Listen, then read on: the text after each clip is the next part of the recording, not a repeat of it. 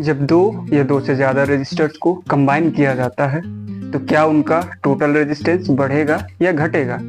आज की इस वीडियो में हम यही जानेंगे कि रेजिस्टर्स को कैसे कंबाइन करते हैं और नई वैल्यू जो होगी रेजिस्टेंस की कैसे बनती है। तो चलिए शुरू करते हैं। मान लीजिए आपके पास तीन रजिस्टर्स हैं जिनकी वैल्यू 3 ओम, 4 ओम एंड 6 ओम है। सबसे पहले हम इन्हें एक के बाद एक कनेक्ट करते हैं। इस तरह के कॉम्बिनेशन को सीरीज कॉम्बिनेशन कहा जाता है। ध्यान दें, रजिस्टर की लेंथ बढ़ती हुई लग रही है, जिसका मतलब है कि ओवरऑल रेजिस्टेंस इंडिविजुअल रेजिस्टेंस से ज्यादा होगा। लेकिन कितना ज्यादा, चलिए देखते हैं। सीरीज सर्किट में करंट यानी रजिस्टर से गुजरने वाला चार्ज का अमाउंट सेम रहता है, लेकिन हर रजिस्टर्स के अक्रॉस पोटेंशियल डिफरेंस यानी वोल्टेज अलग अलग हो सकता है। कंबाइन रजिस्टर्स के across total voltage individual resistors के वोल्टेज के सम के बराबर होता है, यानी V = V1 + V2 + V3। इस इक्वेशन पर अगर ओम्स लॉ अप्लाई करें तो इक्वेशन हो जाएगी IR = IR1 + IR2 + IR3। अगर I इसमें से कॉमन लें तो ये हो जाएगा IR = I R1 + R2 + R3। अगर I को हम एलिमिनेट कर दे दोनों साइड से तो अपने को इक्वेशन मिलेगी R = R1 + R2 + R3।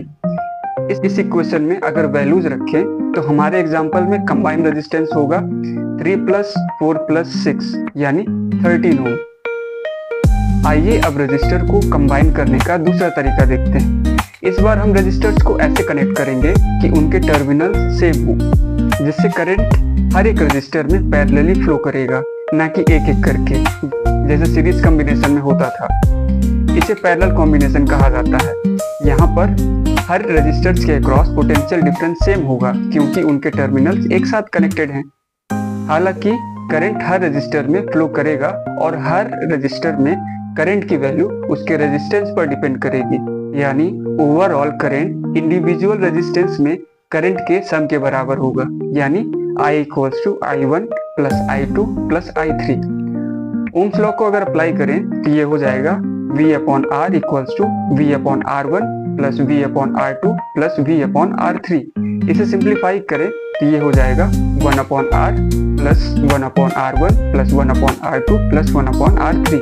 हमारे केस में जो रेजिस्टेंस दिया हुआ था उसको अगर हम इसे पुट करें तो इसकी वैल्यू हो जाएगी 1.33 ओम। इन दोनों कॉम्बिनेशंस में रिजल्टिंग रेजिस्टेंस की वैल्यू इंडिविजुअल रेजिस्टर्स से या तो ज्यादा होगी या तो कम। पैरेलल कॉम्बिनेशन में रेजिस्टेंस घटती है जबकि सीरीज कॉम्बिनेशन में रेजिस्टेंस बढ़ जाता है। लेकिन क्या इन्हें कनेक्ट करने का कोई और तरीका है? हाँ, बिल्कुल है। चलिए देखते हैं। पहले फिगर में R1 और R2 पैरेलल में कनेक्टेड है और फिर R3 उनसे सीरीज में कनेक्टेड है। दूसरे फिगर में देखें तो R1 एंड R2 सीरीज में कनेक्टेड है और फिर R3 उनके पैरेलल में कनेक्टेड है। पहले फिगर को अगर सॉल्व करें तो R1 और R2 पैरेलल में है। पैरेलल कॉम्बिनेशन इक्वेशन अप्लाई करके हमें इक्विवेलेंट रेजिस्टेंस 2 ओम मिलती है जो R3 के साथ सीरीज में है। इन्हें जोड़कर हमें ओवरऑल रेजिस्टेंस 6 ओम मिलता है। अब दूसरे फिगर में देखें तो R1 और R2 सीरीज में है और R3 उनके पैरेलल है। हर रेजिस्टर्स की वैल्यू डालें और इसे खुद सॉल्व करें। आप अपना आंसर नीचे कमेंट में दे सकते हैं।